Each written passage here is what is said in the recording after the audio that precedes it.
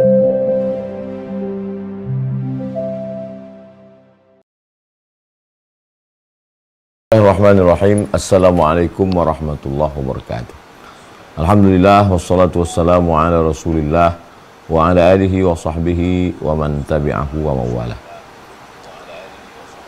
Bang Alvin Firdaus beserta seluruh tim yang ada di Pontianak, tim yang ada di Riau, Bapak Ibu, Abang Kakak Adik, sahabat semua, jamaah hijrah bersama Ustaz Abdul Somad yang dimuliakan Allah Subhanahu wa taala. Poin yang pertama, surat Al-Isra ayat 23. A'udzubillahi minasyaitonirrajim. Wa qadha rabbuka alla ta'budu illa iyyah. Allah sudah mewajibkan hanya menyembah Allah saja. Jangan menyembah Lata, Uzza, Manat, Hubal, Jibti, Taghut, Naham. Jangan menyembah manusia, jabatan, kekuasaan, popularitas, karir. Wa qadha rabbuka alla ta'budu illa iyyah, sembahlah Allah saja. Setelah Allah, wabil walidaini ihsana, berbaktilah kepada orang tua. Ini poin yang pertama. Bahwa orang tua diletakkan posisinya langsung setelah Allah. Apa maknanya? Kalau memang engkau bertuhan, kalau memang engkau percaya kepada Allah, maka berbaktilah kepada orang tua. Orang yang rajin sholat, rajin puasa sunat, banyak khatam Quran, tapi tidak peduli kepada orang tua, maka ini tidak sinkron, tidak matching, karena dia mesti sejalan. Wa qadha rabbuka alla ta'budu illa iyyah wa bil walidaini ihsana. Wahai orang-orang yang hijrah, apakah setelah engkau hijrah itu hubunganmu baik kepada orang tua? Atau justru sudah jadi hakim yang memasukkan orang tua ke dalam neraka? Nahnu du'at, kita ini da'i, la qudat, bukan hakim yang memvonis orang. Maka sinkronkan antara ajaran agama dengan orang tua. Dulu saya menyangka kalau anak saya ini masuk Islam, saya pikir saya akan kehilangan anak, Pak Ustadz. Ternyata setelah anak saya masuk Islam, dia lebih baik, lebih sering ke rumah, lebih sering ngasih hadiah, ngomongnya lebih lembut. Itu yang mau kita dengar dari saudara-saudara kita yang tidak Islam. Bukan malah memasukkan orang tua ke dalam neraka. Bahkan seandainya orang tua yang tidak Islam itu memaksa untuk mempersekutukan Allah pun, kita tidak boleh berkata kasar. Kita hanya sekedar ngelak. Saya nggak mau, Bu. Saya udah Islam, Pak. Jangan ajak saya. Tapi kalau putus hubungan tetap tidak. Apa sih yang membuat kamu tetap lembut baik?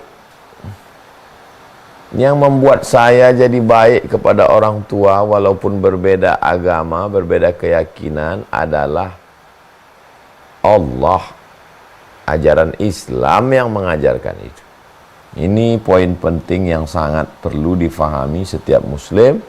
Mesti matching sejalan antara sifat keberagamaan, sifat hijrah dengan orang tua. Apa tanda hijrahnya benar? Baik pada orang tua. Apa tanda ngajinya betul? Baik pada orang tua. Wa qadha rabbuka alla ta'budu illa iyyah wa bil walidaini ihsana. Poin yang kedua. Wa bil walidaini ihsana. Ihsan. Ihsan artinya membalas lebih. Waktu saya ke rumah bapak kasih saya teh manis. Pas bapak datang ke rumah saya kasih teh manis juga. Itu bukan ihsan. Itu namanya jaza selevel. Apple to apple. Kalau ihsan itu, waktu saya ke rumah ibu kasih saya teh manis. Waktu ibu sama bapak datang ke rumah saya buatkan makan, saya kasih dessert, saya kasih buah, saya kasih teh susu, bandrek, kopi, sirup. Itu namanya ihsan. Allah tidak katakan balaslah orang tuamu. Enggak. Kenapa? Karena kita tidak mampu membalas. Siapa yang sanggup membalas mengandung 9 bulan 10 hari, menyusukan 2 tahun, mengeluarkan dari alam gelap ke alam dunia, robek daging badannya, nyawa taruhannya. Siapa yang sanggup? Lalu kenapa digunakan kata ihsan? Balas apple to apple, 50-50, 50-50 aja nggak bisa. Gimana kita mau balas 25-75? Maksudnya, kamu yang sudah membangunkan rumah ibumu, kamu yang sudah belikan kebun ayahmu, kamu yang sudah berangkatkan emak ibumu ke Makkah, itu belum ada apa-apanya. Karena kamu dituntut untuk berbuat ihsan. Wabil walidaini ihsan. Maka berbuat ihsanlah kamu kepada kedua orang tua. Sekarang banyak orang menganggap saya udah balas orang tua saya. Belum. Terus apa bisa kita membalas? Enggak akan bisa. Sampai mati kita enggak akan pernah bisa membalas mereka. Jadi bagi yang sudah membelikan baju sutra untuk ibunya, bagi yang sudah membangunkan rumah bagus, bagi yang sudah memberangkatkan haji dan umroh, kamu jangan pernah merasa sudah berbuat. Belum. Wabil walidaini ihsan. Ihsan. Kalimat ini membuat kita putus asa untuk berbuat, untuk berbakti pada orang tua, seperti permintaan Allah. Tahajud semalam bisa. Sedekah bangun masjid, insya Allah bisa. Tapi kalau ihsan kepada orang tua, nggak akan pernah bisa. Lalu kenapa Allah buat kata ihsan? Supaya kita merasa kurang terus. Kurang. Kita tidak akan pernah bisa membalas. Ini poin kedua. Poin ketiga. Imma yablughanna indakal kibara ahaduhuma aw kilahuma. Seandainya salah satu dari mereka berdua, ayah, ibu, atau ayah, atau keduanya, sampai usia lanjut. Coba tengok. Kenapa digunakan kata usia lanjut? Karena kalau sudah usianya lanjut, matanya rabun, telinganya peka, akalnya kurang, badannya lemah, kakinya gontai, ayunnya, langkahnya,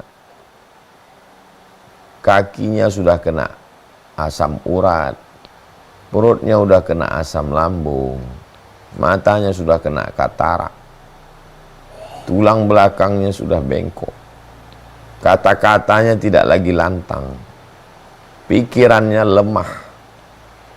Mungkin dia bertanya 5 kali untuk satu pertanyaan. Imma yablughanna indakal kibar ahaduhuma aw kilahuma. Salah satunya sampai usia tua atau dua-duanya.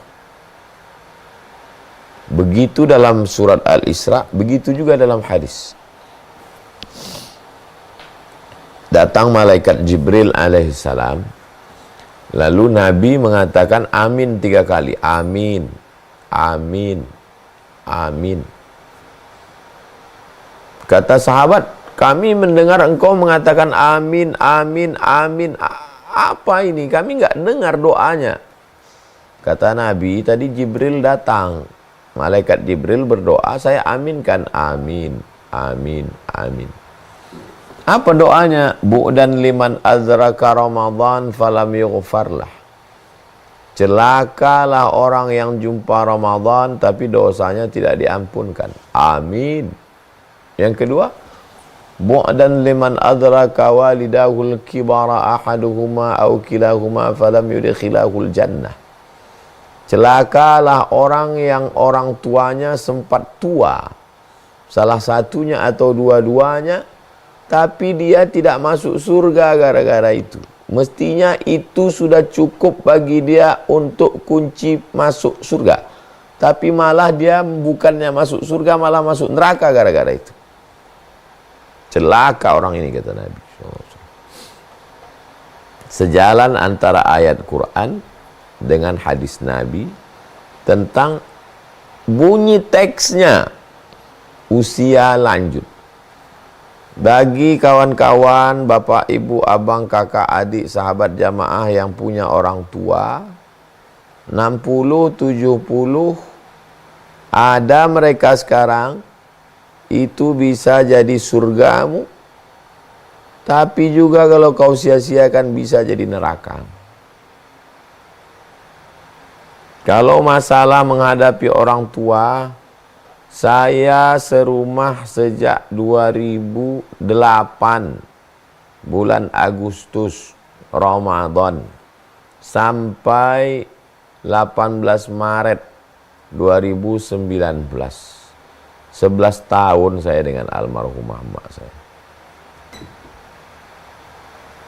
Khatam, paham saya. Insya Allah saya tidak takbur. Dari mulai tatapan matanya, omongannya, intonasi suaranya, marahnya, senangnya, bahagianya, kecewanya, belum lagi bercakap udah tahu kita dari raut wajahnya udah tahu. Jadi bagi yang kebetulan sekarang sedang diuji Allah dengan punya orang tua, itu kesempatan luar biasa untuk dapatkan surga Allah Subhanahu wa taala. Sesuai dengan kemampuan kita masing-masing, la yukallifullahu nafsan illa wus'aha. Tidak ada ayat satupun dalam Quran menyuruh jaga anakmu, jaga bayimu, enggak ada. Tunjukkan saya ayat dari Al-Fatihah sampai ke An-Nas, jaga bayimu, enggak ada.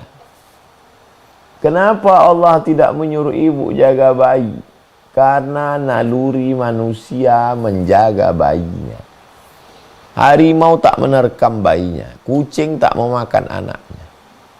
Karena memang naluri insting manusia hewan menjaga bayi. Tapi tentang menjaga orang tua, kenapa dipesankan Allah dalam ayat begitu tegas? Dipesankan Nabi begitu tegas dalam hadis dengan kalimat yang sama kalau mereka nanti sampai usia tua. Karena memang kalau sudah sampai usia tua itu banyak orang tidak sabar. Kenapa orang sabar menjaga anak? Karena anak buah hatinya, buah cintanya, masa depannya, ada yang dia harapkan dari anak ini. Kenapa orang menyia-nyiakan orang tua? Karena orang tua masa lalu. Manisnya sudah dihisap. Tinggal sepahnya. Habis manis, sepah dibuang. Apa yang diharapkan dari orang tua? Tapi yang diharapkan dari anak nih banyak.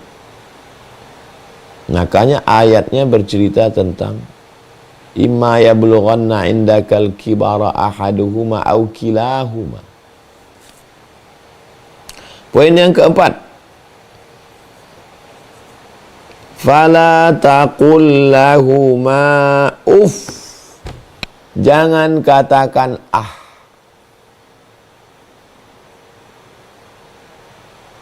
Kenapa ayatnya tidak mengatakan jangan pukul, jangan tempeleng, jangan tendang, jangan usir, jangan katakan ah. Jurus hidup dengan orang tua satu, diam.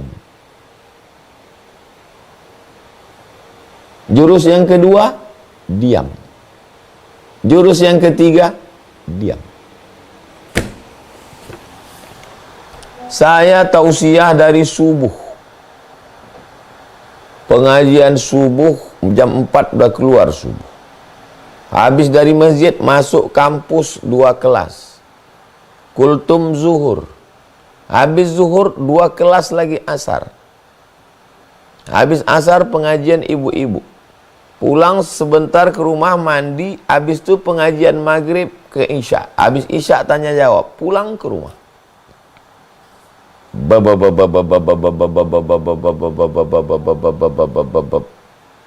Apa yang saya lakukan? Diam. No comment. Jadi pendengar berita yang baik. Nanti kalau dia capek, dia diam sendiri, dia tidur.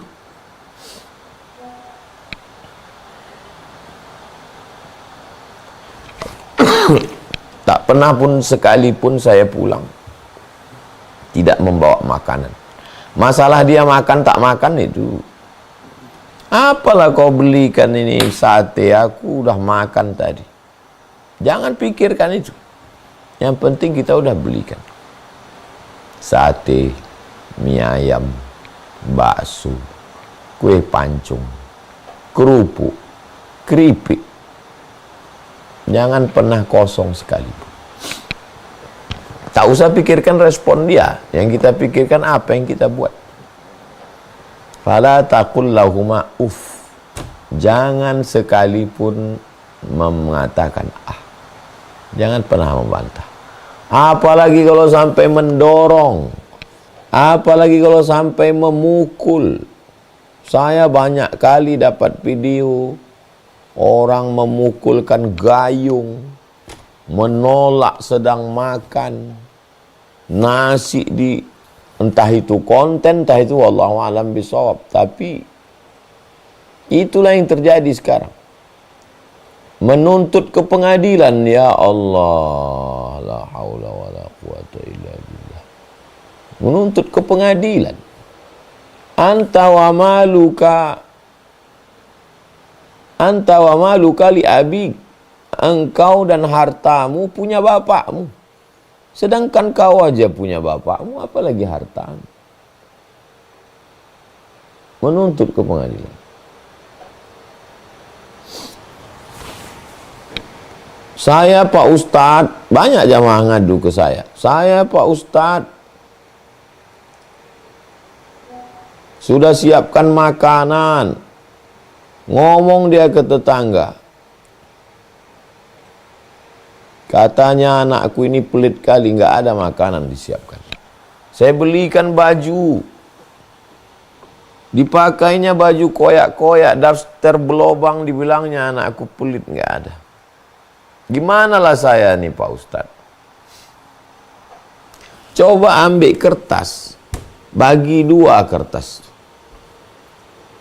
Bagaimana perlakuan anakmu, anak gadismu, anak lajangmu, dan bagaimana pula perlakuan orang tuamu. Kenapa kalau ke anak bisa kita picing mata? Kenapa kalau ke anak bisa kita pekak-pekakkan telinga? Kenapa kalau ke suami bisa bermanis muka? Kenapa kalau ke istri bisa baik? Kenapa kalau ke orang tua tajam biji mata? Tajam pendengaran telinga? Itulah kenapa dipesankan Allah SWT. Fala taqul lahuma uff. Dia sudah tua. Tak sama nanti setelah sampai kita ke umur itu. Saya banyak hal-hal yang saya alami sekarang. Baru saya paham. Oh, patutlah dulu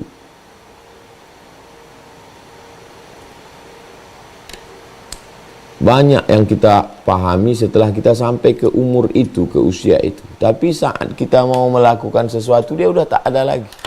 Itulah yang paling menyakitkan. Itulah yang azab itu.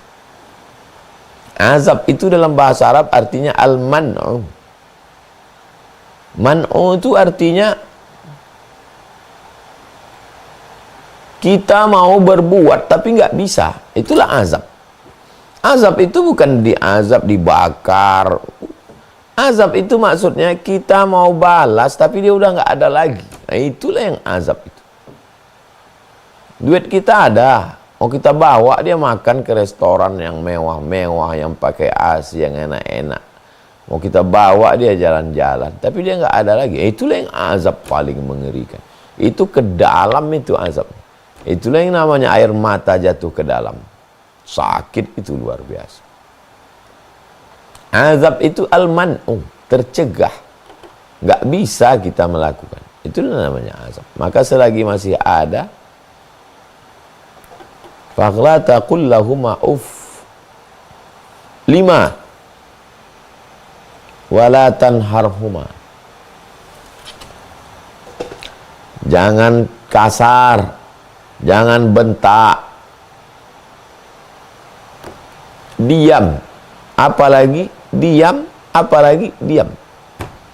Kalau kita mau menyampaikan sesuatu, cari mulut orang. Di antara semua keluarga ini, siapa yang cakapnya kira-kira dia dengar? Kakaknya, ponakannya, siapa yang orang masuk cakap ke dia? Kita pakai mulut dia. Otaknya otak kita. Kita bisikkan dia, tolong kau sampaikan. Jangan kita yang ngomong. Walaupun kita profesor, doktor, ustadz, di mata dia kita bukan siapa-siapa. Di mata dia kita anak kecil yang dulu digendong. Saya dengar langsung itu. Kata mak saya, aku tak pernah menengok kau besar. Di mataku kau budak kecil yang baru pandai berjalan. Baru saya paham sekarang. Rupanya kita ini di mata orang tua kita itu, kita nggak pernah tua. Kita yang sok tua. Kita ini tetap anak-anak dalam pandangan dia. Macam mana lucunya dulu kita waktu belajar berjalan, telungkup, telentang, merangkak. Belajar bercakap. Begitulah kita ini di mata dia. Makanya kalau membentak kasar, sedih kali hati dia. Meleleh air matanya. Kok anak yang lucu ini sekarang sudah pandai membentak ya?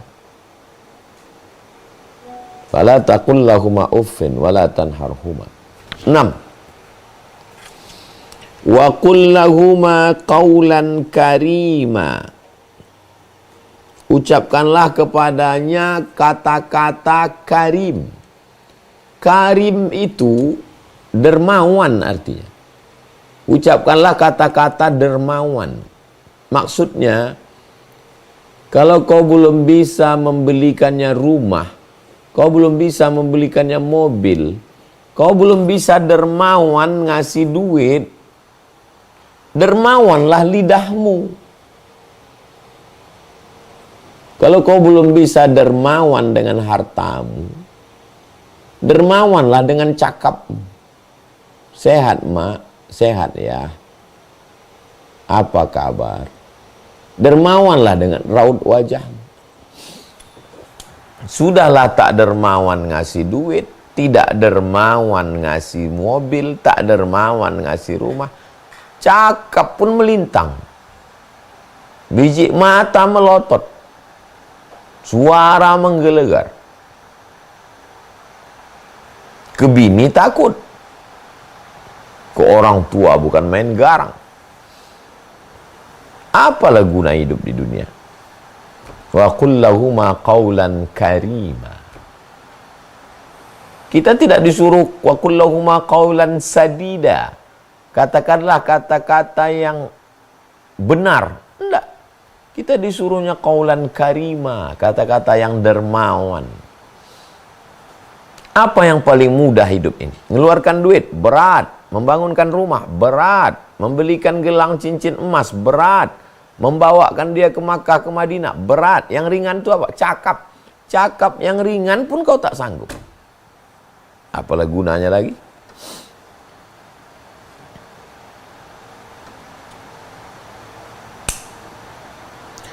Poin yang ketujuh. Seandainya dia tak Islam, diajaknya engkau mempersekutukan Allah, ayo kau ke dukun, katanya. Poin keenam sekarang. Wa in jahadaka ala an poin ketujuh sekarang, 7. Wa in jahadaka ala an tusyrika bi ma laisa laka bihi ilmun. Seandainya diajaknya engkau mempersekutukan aku, kata Allah. Diajaknya engkau, surat Luqman ayat 15. Seandainya diajaknya engkau ke dukun, diajaknya engkau menyembah Lata, Uzza, Manat, Hubal, Jibti, Taghut, bolehkah kau melawan? Fala tuti'huma, jangan ikut. Tak ada pancunglah kepalanya, usirlah dia, enggak ada. Fala tuti'huma, kau hanya sekedar jangan ikut. Ayatnya belum titik, masih koma. Fala tuti'huma wa sahibhuma fid dunya ma'rufa. Tetaplah engkau bergaul baik dengan dia. Ma'rufa dari kata urf, baik. Urf artinya tradisi.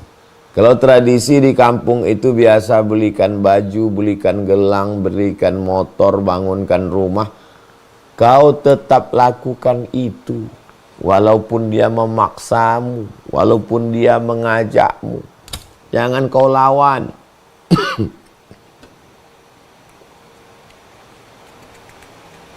Poin yang ke-8. Antara mereka berdua nih, ayah dengan emak. Man ahaqqun nas bi husni suhbati. Siapa orang yang berhak untuk mendapatkan baktiku? Ummuka, ibumu. Ummuka, summa man? Ummuka, ibu.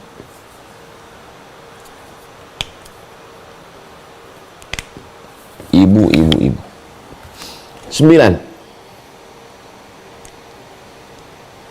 Zina, khamar, narkoba, ganja.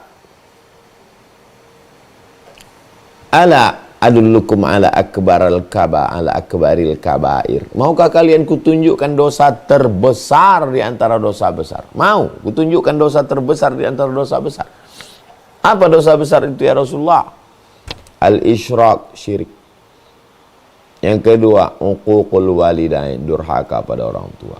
Yang ketiga, syahadatuz zur, kesaksian palsu.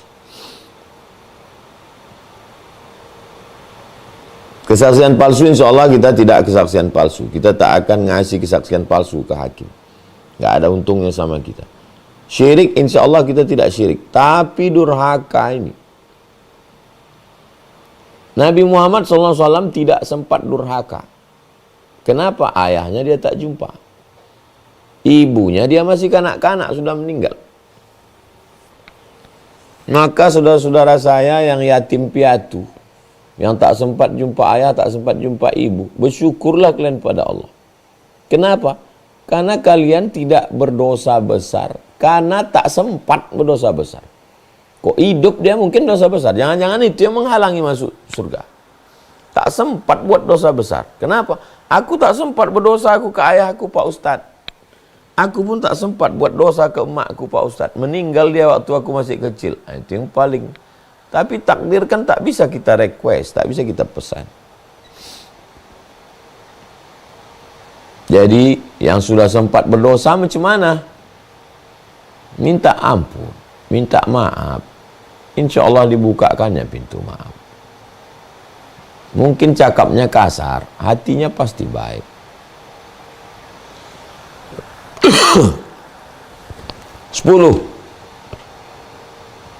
Saya selalu ditanya orang, apa amalan Ustadz? Apa zikir Ustadz? Apa riyadhah Ustadz? Saya bilang saya tak punya amalan. Amalan khusus gitu nggak ada. Zikir khusus nggak ada. Riyadhah khusus nggak ada. Tapi kalau saya renung-renung, saya pikir-pikir. Itu karena orang tua saya. Saya yakin dia mendoakan saya, karena saya tak pernah melawan dia. Apapun katanya, apapun yang dia buat, tak pernah saya lawan.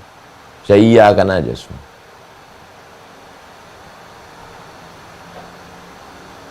Mungkin doa dia lah, didoakannya saya. Lebih dari itu tak ada. Makanya kalau mau dicari, cari, saya katakan amalan khusus tak ada, zikir khusus tak ada, riyadhah khusus tak ada. Tapi kalau mau dicari-cari, mungkin doa ibu saya. Didoakannya saya. Jadi ibu-ibu yang punya anak, doakan anak ibu. Anak-anak yang punya ibu, yang punya ayah, jaga mereka sampai lembut hatinya, didoakannya kita. Saya baru pulang dari Sarawak. Turun kami di Sabah, dari Sabah jalan kami ke Sarawak. Sampai di kota terakhir Sibu. Di Sibu kami bertemu dengan jamaah. Dijumpakan saya dengan ibu umur 88 tahun. Duduk kami berfoto. Oh, beruntungnya Pak Haji, emaknya masih hidup, 88 tahun. Lama saya duduk temenung.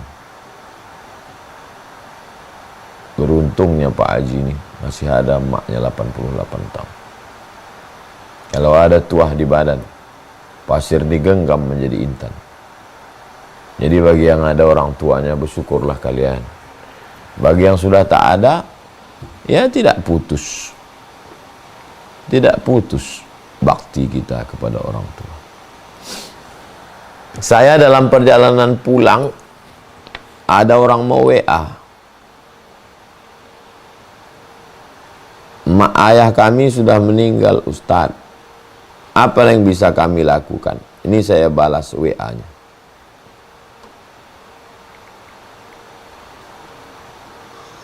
Saya buatkan 11. Satu. Saya tidak menasihatinya, kau buat ini, kau buat ini, kau buat ini, kau buat ini. Enggak. Saya cerita aja ke dia. Apa yang bisa kami lakukan untuk orang tua kami Ustaz? Satu.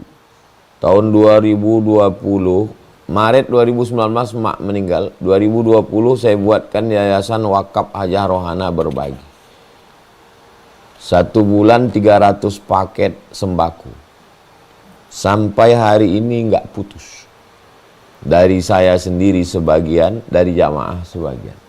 Terima kasih buat semua jamaah yang sudah mensupport program. Tak putus sampai sekarang. 2. Tahun 2021 saya buat sekolah 50 gratis 1 tahun. Hadiahkan pahalanya untuk almarhum. Sebagian dari saya, dari duit YouTube semuanya. Sebagian dari jamaah yang support bantu. 3. Semua duit YouTube dan duit 5 titik hari Jumat Sabtu pertama itu dihadiahkan untuk almarhumah. 4. Tiap malam Jumat kumpul santri-santri diminta baca Yasin, tahlil. 5. Tiap ingat baca Al-Fatihah. Asal ingat baca Al-Fatihah. Nampak emak orang tua baca Al-Fatihah. Nampak orang tua baca Al-Fatihah. Asal ingat baca Al-Fatihah. 10 kali ingat, 10 kali baca Al-Fatihah. Tiap bulan Maret sama Oktober umroh. Hadiahkan tuh almarhumah. Ini awal Oktober nanti hadiahkan almarhumah. 7. Menjelang puasa bawa anak istri ziarah. 8. Rumahnya tak saya robah sampai sekarang. Kalau saya datang ke rumah emak ini, kalendernya masih 2019. Kalendernya masih 2019, bulan April dilingkarinya, aku mau balik ke kampung, mau kenduri. Masih ada kalender. Rehalnya, Qur'annya, mesin jahitnya, dapur, sama macam dia masih hidup. 9. Mukenanya, kain sarungnya, Baju yang selalu dia pakai, saya simpan di koper khusus. Masih saya simpan sampai hari. 10. Apakah rindu itu akan hilang? Tidak. Dengan berjalannya waktu, kata orang. Ada orang ngomong, dengan berjalannya waktu. Enggak. Bohong itu. Yang bilang dengan berjalannya waktu, bohong. Saya bilang bohong. Karena saya udah berjalan waktu 5 tahun, tak hilang dia. Yang menghilangkan rindu itu cuma satu. Mati. Matilah yang menghilangkan rindu. 11. Bagi saya kalau saya hidup, kalau hidup aku sekarang, aku dengan anak dan istriku. Kalau aku mati, aku jumpa dengan mereka. Sekarang saya di dunia, menengok mereka di akhirat. Mereka sekarang di alam barzah. Tapi kalau aku mati, aku bersama mereka. Kalau mati kita, cepat kita jumpa sama mereka. Poin terakhir yang ke-10. Selagi masih ada kesempatan berbuat baik, jangan tunda-tunda. Mudah-mudahan inilah pembuka pintu kebaikan, pintu rezeki, pintu barokah. Ini asrama Pondok Tahfiz Quran Mahat Az-Zahra. Yang selama ini Bapak Ibu lihat, saksikan, support, bantu 2-3 sak semen batu bata sudah selesai. Barakallahu lakum fima ataitum wa barakallahu lakum fima abaqaitum wa ja'alaha lakum fakuran. Semoga Allah berikan berkah rezeki Bapak Ibu semuanya. Jamaah hijrah bersama Ustaz Abdul Somad, Sidak. Tak dapat saya sebutkan satu persatu karena banyak sekali orang-orang baik yang tidak pernah menyebutkan namanya. Hamba Allah, hanya Allah yang dapat membalas kebaikan. Diberikan keluarga yang sakinah, mawaddah, warahmah. Diberikan keturunan yang soleh dan solihah. Diberikan rezeki berlimpah ruah, bisa berinfak, berwakaf, bersedekah sampai ke Baitullah, ibadah haji dan umrah, husnul khatimah, masuk ke dalam surga bersama Rasulullah SAW. Ini asrama. Kelasnya kita baru tadi peletakan batu pertama di depan rumah kayu. Di rumah kayu di sebelah sana kita akan bangun kelas. Tadi peletakan batu pertama, satu hamparan itu ada 3 sampai ke atas 4 lantai, insyaallah 18 kelas. Barakallahu fikum, jazakumullah khairal jazak. Wassalamualaikum warahmatullahi wabarakatuh.